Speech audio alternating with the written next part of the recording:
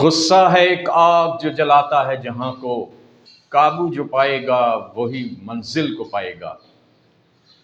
میرے شعر میں آپ مجھ سے یہ گزارش سنیں گے کہ آپ غصے پہ جو ہے نا اپنے قابو پائیں۔ غصے سے کوئی مسئلہ حل نہیں ہوتا۔ غصہ جو ہے نا جی وہ مسائل لے کے آتا ہے، وہ ہسپتال کے راستے دکھاتا ہے، وہ جیل کے راستے دکھاتا ہے، لڑائی جھگڑے کے راستے دکھاتا ہے۔ اس لیے غصہ جب آئے قابو پائیں، خاص طور پہ نوجوان، وہ تو اس پہ ضرور غصہ پائیں، کیونکہ جب نوجوانوں کو غصہ آتا ہے پھر لڑائی جھگڑے بہت زیادہ ہو جاتے ہیں۔ جب غصہ آئے تو ہمارے نبی کریم صلی اللہ علیہ وسلم نے بھی ہمیں طریقہ کار بتایا ہوا ہے۔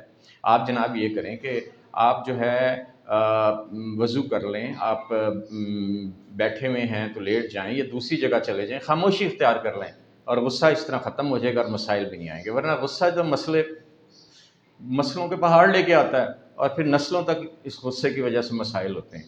تو جناب غصہ نہ پائیں۔ غصہ ایک آگ جو جلاتا ہے جہاں کو، قابو جو پائے گا وہی منزل کو پائے گا۔ شکریہ۔